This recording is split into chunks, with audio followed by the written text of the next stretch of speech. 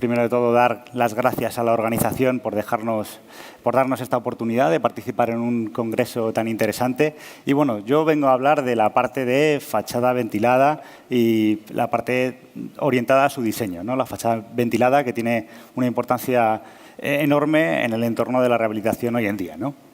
En primer lugar, voy a hacer una introducción a lo que es Hilti, quiénes somos, para quienes no nos conozcan. Hilti es una empresa familiar, fue fundada en el año 41. A día de hoy ya tenemos presencia en más de 120 países, somos más de 25.000 empleados y, bueno, somos conocidos por ser socios en el entorno de la construcción, ¿no?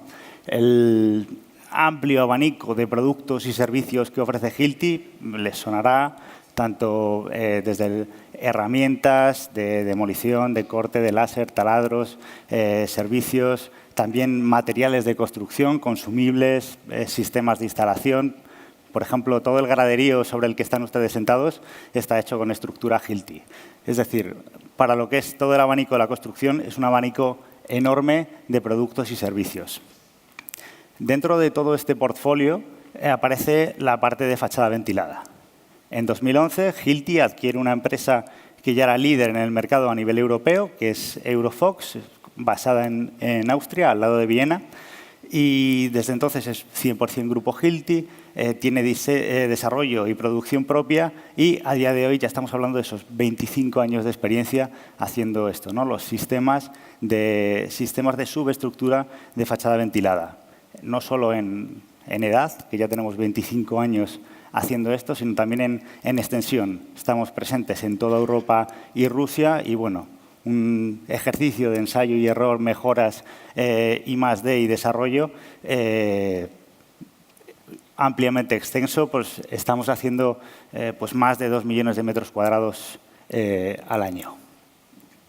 ¿Qué ofrece Hilti entonces para las fachadas ventiladas? Lo que ofrecemos es, en primer lugar, el material, el esqueleto de la fachada ventilada, ¿no? Lo que es la estructura de la fachada ventilada. De esta imagen, aquí lo que ofrecería Hilti es desde el taco que coge la fachada al material base y luego todos los elementos de aluminio, es decir, las ménsulas, la perfilería, incluso eventualmente también el sistema de fijación de la placa, ¿no? También suministramos las fijaciones del aislamiento térmico, pero bueno, no somos suministradores ni de aislante ni de placa. Ofrecemos todo lo que es la parte estructural. Y, por otro lado, el cerebro, la ingeniería, la parte que a día de hoy en las fachadas ventiladas está más coja en lo que viene siendo el mercado actual, que es cómo llegamos a esa justificación técnica desde el taco hasta la justificación ingenieril de toda la subestructura, ¿no? Ahí entra nuestro servicio de ingeniería, que vamos a hablar más adelante. De la parte de material, en primer lugar, lo que sabemos desde Hilti, que somos expertos en las fijaciones de estructuras, sabemos que no tiene nada que ver fijar una estructura a un buen material base. Aquí están ordenados de peor a mejor, un rango de un hormigón, que un material no es lo mismo que fijarlo a un material de condiciones normales, un ladrillo decente o condiciones donde ya una fijación tiene más dificultades para tener un buen valor de carga, ¿no? Que ya serían el caso de los bloques de hormigón, termoarcillas y demás. Tiene especial protagonismo el anclaje de taco plástico, que es el taco estrella para las fachadas ventiladas y que tiene homologación tanto para el hormigón como para el ladrillo y, por tanto, permite resolver toda la fachada con el mismo taco. Voy a ver un poco.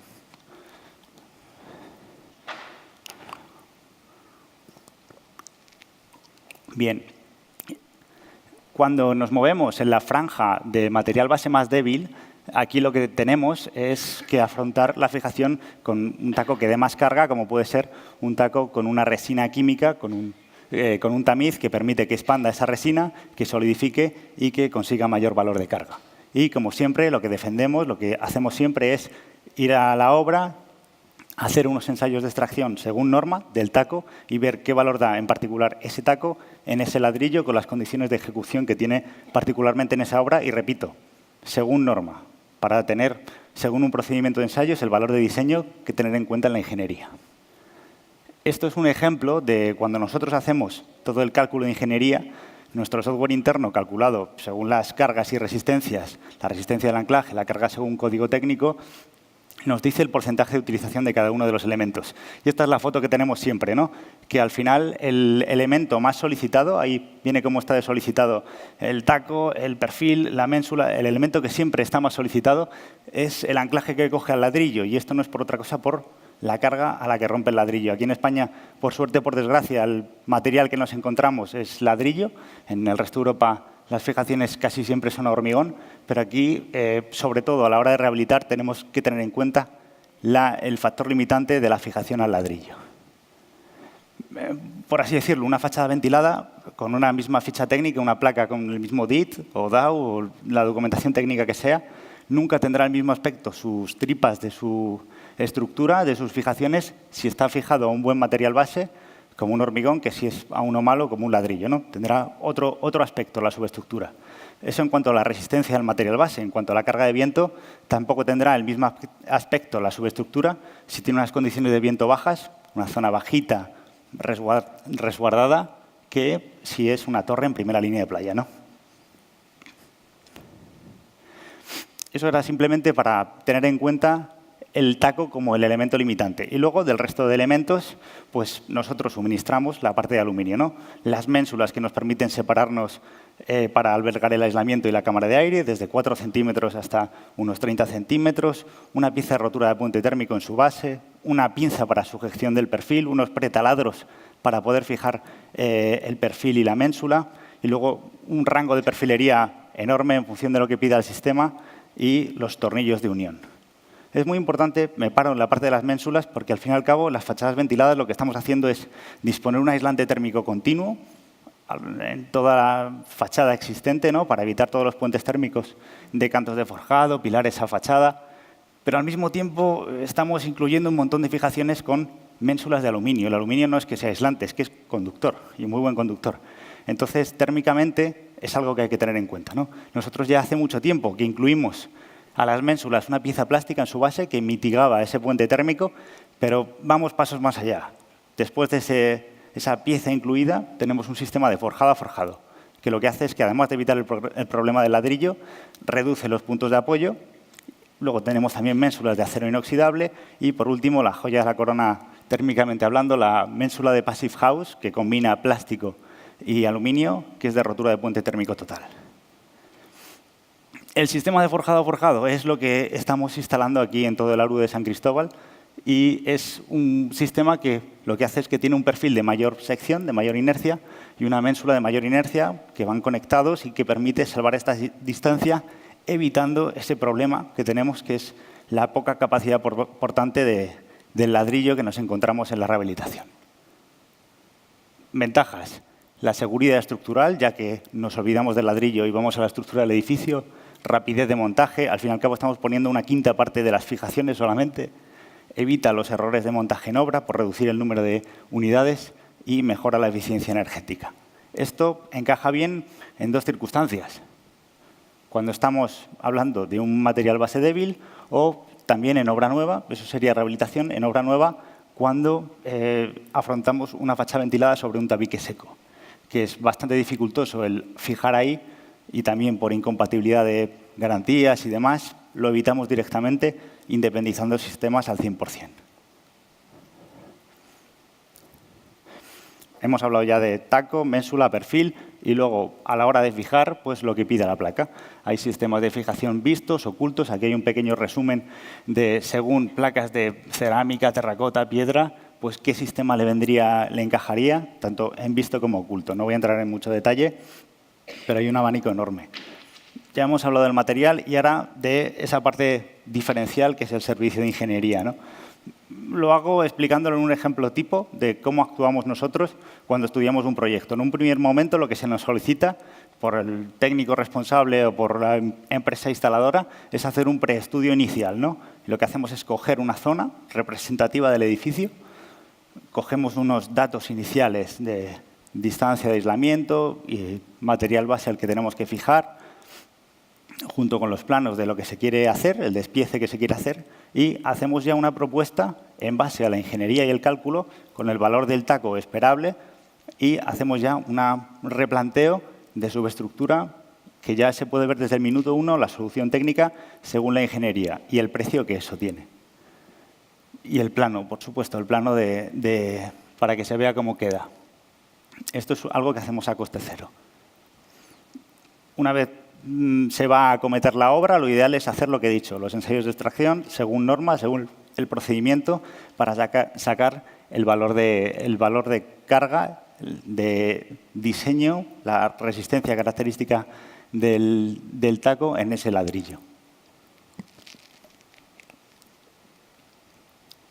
Y por último, cuando vamos a resolver el proyecto completo, lo que hacemos es hacer todo el paquete del estudio del proyecto de ingeniería, ¿no? ¿Esto qué incluye? Pues incluye un resumen de acciones, un informe de cálculo de toda la perfilería y tacos, un documento de optimización de corte de perfiles, incluye también el listado de material, fichas técnicas, detalles constructivos. Podemos hacer también el cálculo térmico, incluso una comparativa entre las distintas ménsulas y los planos de subestructura y el informe de ensayos.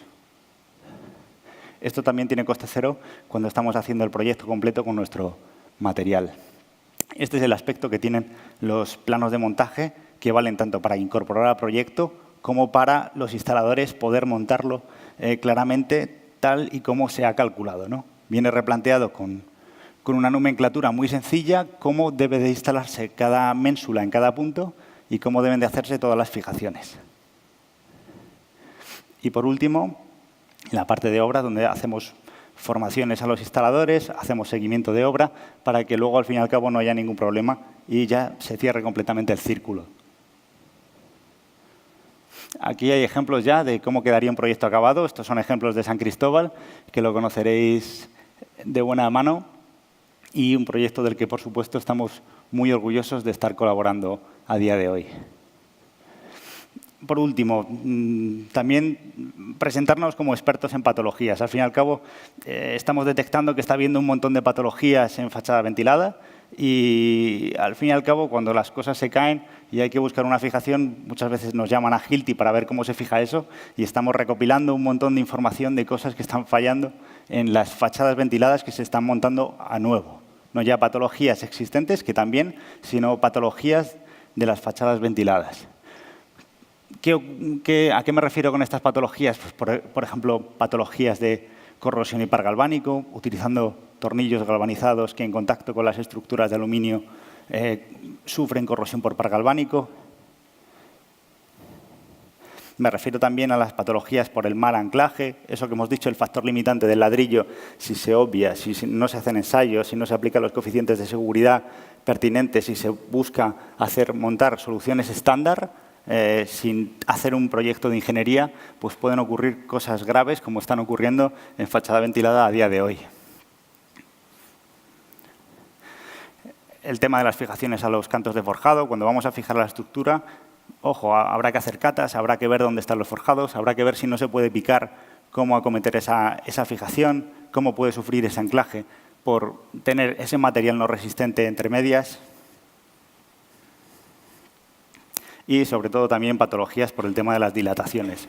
El aluminio dilata mucho y simplemente hay que controlarlo. Ahora lo vamos a ver, pero hay un montón de patologías ocasionadas precisamente por este tema. Si un perfil que va a dilatar se fija en todos sus puntos de ménsula de manera completamente rígida, cuando ese perfil crezca va a tender a retorcerse. Este es un ejemplo del antes y el después de una misma fachada cuando se ha calentado y los perfiles llegan de verdad a intentar crecer y se terminan retorciendo. Entonces, la forma de evitarlo en un sistema tradicional es poner una ménsula de punto fijo y el resto de ménsulas que permitan la dilatación. La ménsula de punto fijo, la unión ménsula-perfil, se atornilla en unos taladros circulares que ya traen las ménsulas y los puntos deslizantes en los taladros alargados, taladros colisos. De ese modo hay una que coge el peso y no permite ningún movimiento y el resto permiten el movimiento en sentido longitudinal del perfil. No cogen peso, pero cogen entre todas solidariamente la carga de viento, ¿no? Esto, como decía, viene perfectamente, según lo calculamos, lo vamos replanteando en los planos para que tanto en el proyecto quede perfectamente reflejado como para que el instalador sea sepa de primera mano cuándo fijar una ménsula como punto fijo y cuándo hacerlo como punto deslizante para que todo funcione bien. El sistema de forjado-forjado también tiene su sistema de control de las dilataciones con una pieza de conector, que es algo parecido a cómo funcionan los muros cortina stick. Y por último, termino simplemente con esta slide que lo que muestra es cómo cerramos el círculo en la fachada ventilada, ¿no? ¿Cuál sería el triángulo de las buenas prácticas en una fachada ventilada? Sobre todo en el entorno de la rehabilitación. En primer lugar, el realizar esos ensayos para tener el valor de diseño según la norma.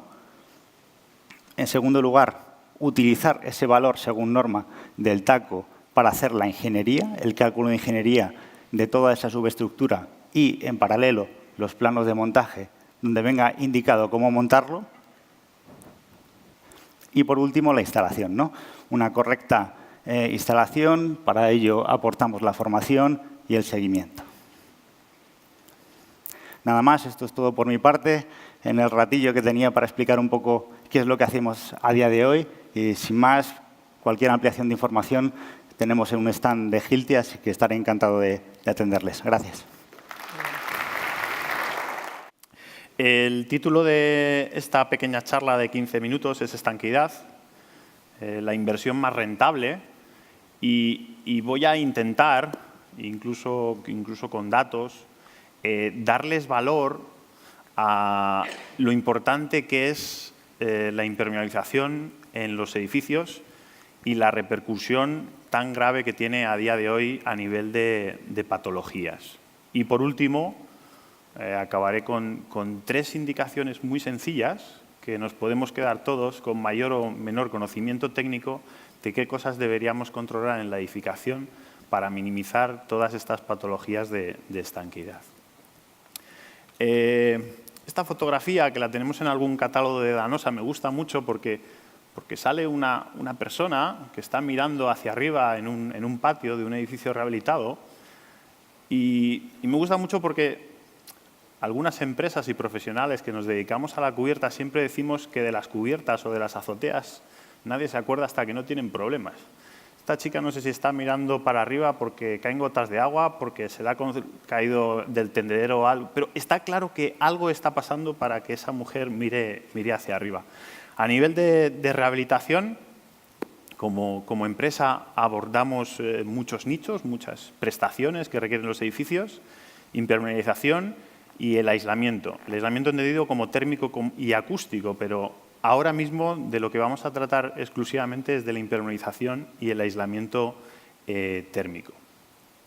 En cuanto a temas de estanquidad, a nivel de proyectos tanto de obra nueva y especialmente los de rehabilitación, hoy en día existen muchas gamas de productos para impermeabilizar, muchísimas gamas.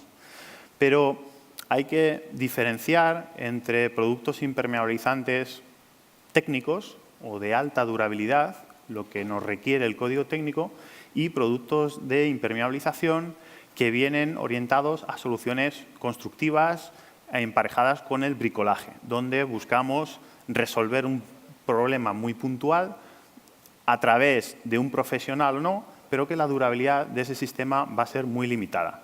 La estanquidad de sistemas de impermeabilización técnicos se va a centrar básicamente en cubiertas planas, en nuestro caso, cubiertas mixtas, incluso con acabados en pavimentos aislantes y drenantes, zonas de tráfico vehicular, donde en este caso los sistemas de impermeabilización tienen que ser adheridos, incluso también la incorporación en proyectos de rehabilitación de zonas verdes en los edificios, lo que llamábamos hace muchos años la quinta fachada, zonas ajardinadas en la propia cubierta del edificio, donde no solo podremos tener un jardín, sino incluso incorporar un huerto, por ejemplo, y otras zonas relacionadas con instalaciones como pueden ser los cuartos húmedos o incluso los fosos de ascensores. En cualquier caso, la gama de productos que va orientada a proyectos de rehabilitación no puede ser una gama de bricolaje, de do it yourself. Tiene que ser una gama donde exista un profesional de impermeabilización que aplique ese producto y que ese producto tenga una durabilidad muy grande. Esto lo tenemos muy claro en impermeabilización, pero es curioso que hablando de aislamiento térmico y de demanda energética, es infinitamente curioso que nadie hable de cómo son de duraderas las prestaciones térmicas de la envolvente térmica de un edificio. Esto es súper curioso. Hay ensayos de envejecimiento, de impermeabilización, pero no hay ensayos de envejecimiento. Ustedes y nosotros no tenemos ningún tipo de información sobre el lambda que me aporta hoy en día un fabricante, si va a ser el mismo dentro de 5, 10, 15, 20 o 50 años. O por si del contrario, toda la demanda energética que me he calculado con ese valor lambda declarado es real en el año 5 o no. O ha aumentado un 10, un 15% o un 100%, ¿de acuerdo? En ese sentido, nosotros vamos a promover muchísimo la incorporación de materiales aislantes en la construcción de altas prestaciones, pero duraderas. Que el lambda que he fabricado a fecha de hoy sea aproximadamente el mismo que podemos tener en el edificio dentro de unos años. Y en ese sentido, contribuimos a toda la demanda energética del edificio y a la propia clasificación energética del edificio. En este caso hablaremos de cubiertas planas, cubiertas inclinadas, sistemas SATE, ¿de acuerdo?, con poliestireno extruido, aislamiento en cámaras, aislamiento en estructuras enterradas. Cuando haya que aislar térmicamente una estructura enterrada, necesitamos un producto que, aparte de mantener su lambda, tenga una muy buena resistencia a compresión y no absorba el agua, ¿de acuerdo? Y, por último, muy requerido en viviendas Passive House, el aislamiento térmico de la estructura enterrada con las solicitaciones que puede tener y los requerimientos de espesores. Al final, la impermeabilización y el aislamiento térmico van muy unidos y, en concreto, en la unidad de azotea se convierte en un tema vital, en el sentido en que nosotros, cuando rehabilitamos una azotea o una cubierta, buscamos básicamente tres cosas, o nos gustaría tres cosas en una rehabilitación. Reutilizar el espacio de cubierta, convertirlo en un espacio útil, ¿de acuerdo? No solo para acordarnos de la cubierta cuando hay algún problema de estanquidad, sino realmente darle un uso a esa comunidad de vecinos o a esa comunidad de propietarios, ¿de acuerdo? Por supuesto, siempre que se haga una intervención en azotea en rehabilitación, vamos a buscar un confort tanto térmico como acústico, fundamentalmente porque el CTE nos lo va a pedir, ¿de acuerdo? Y por otro lado, y es el tema en el que voy a hacer hincapié hasta los próximos 10 minutos, en la protección del edificio. En la protección del edificio, evidentemente la impermeabilización está asociada con temas de habitabilidad, con la salud humana, etcétera, etcétera, pero es cierto que problemas de impermeabilización en un edificio afectan gravemente al activo económico como tal. Y les pongo varios ejemplos. Si yo voy a vender mi vivienda unifamiliar por 250.000 euros y a la hora de la visita del futuro comprador detecta que hay problemas en la cubierta plana, va a negociar conmigo 200.000. Si yo tengo un espacio arrendado en un centro comercial porque tengo una tienda de deportes y tengo unas goteras en la entrada, no se preocupen ustedes que yo hablaré con el propietario del centro comercial o para que me quite la renta de ese mes o para que me la baje. Si yo estoy fabricando coches en la SEAT de Martorell y tengo un problema de impermeabilización en mi edificio, posiblemente no pueda seguir con mi actividad y tengo un lucro cesante que puedo verter sobre terceros, ¿de acuerdo? Un tema bastante importante, pero en el caso concreto de la rehabilitación residencial de edificios en alturas, resulta que en un proyecto de obra nueva, la unidad de obra de impermeabilización puede que sea menos de un 1% del presupuesto de ejecución material de la obra. Y, en cambio, interviene fundamentalmente en la estructura del edificio, que es, como comentaba antes nuestro compañero Girti, se podría asimilar al esqueleto del edificio. Por lo tanto, la relación inversión-beneficio de tener una buena estanquidad al agua son muy grandes. En este sentido, y aquí es donde empiezo un poco a sensibilizar sobre este tema, que es de muy fácil resolución, el estudio estadístico de patologías de MUSAT, ¿de acuerdo?, la mutua de responsabilidad civil de aparejadores, arquitectos técnicos, etcétera, en el último informe de siniestros, que se sitúa desde el 2008 al 2013, estima, estadísticamente, que el primer sistema constructivo que padece patologías en un edificio es la cubierta plana. El primero, de todas las patologías que pueda haber en los sistemas constructivos, el primero es la cubierta plana. De hecho, es un 12,76% de los siniestros son en cubiertas planas. Es el elemento constructivo que más patologías recibe, ¿Qué tipo de patologías recibe? Pues fijaros, el 25,5% de todos los siniestros registrados en MUSAT son relacionados con humedades y filtraciones. ¿De acuerdo? De nuevo, se asocia la cubierta plana a problemas de agua, ¿de acuerdo? En siniestros reales. ¿Y cuál es la primera causa identificada por esta mutua? La puesta en obra o bien la ausencia o deficiencia de una impermeabilización. ¿De acuerdo?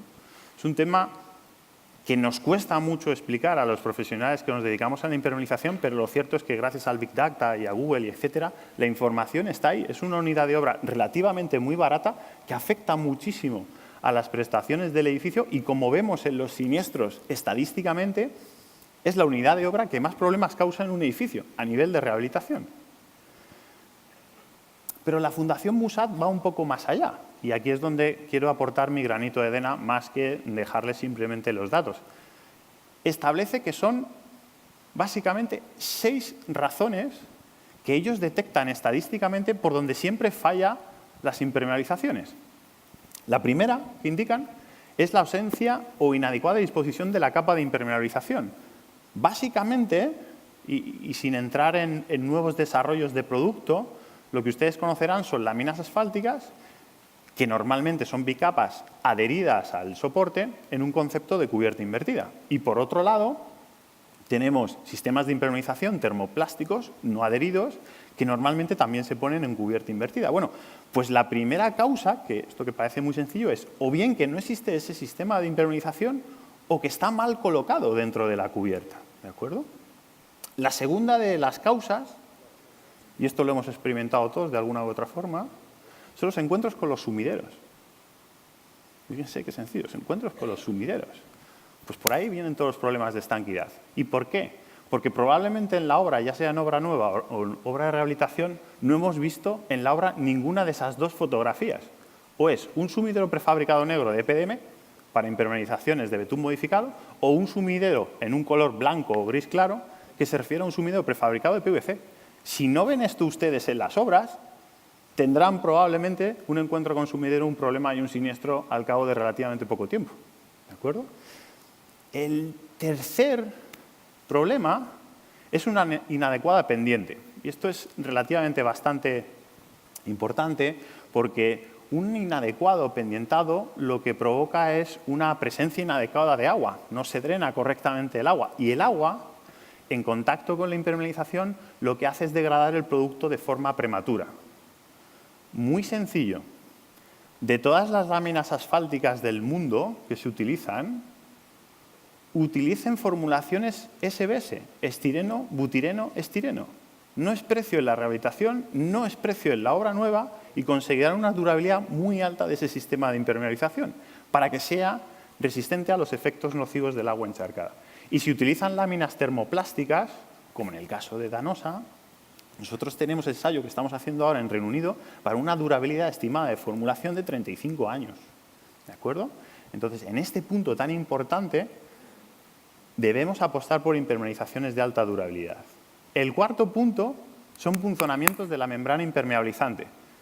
Hemos añadido una máquina de climatización, ha venido el de la antena ya perforado, ¿de acuerdo?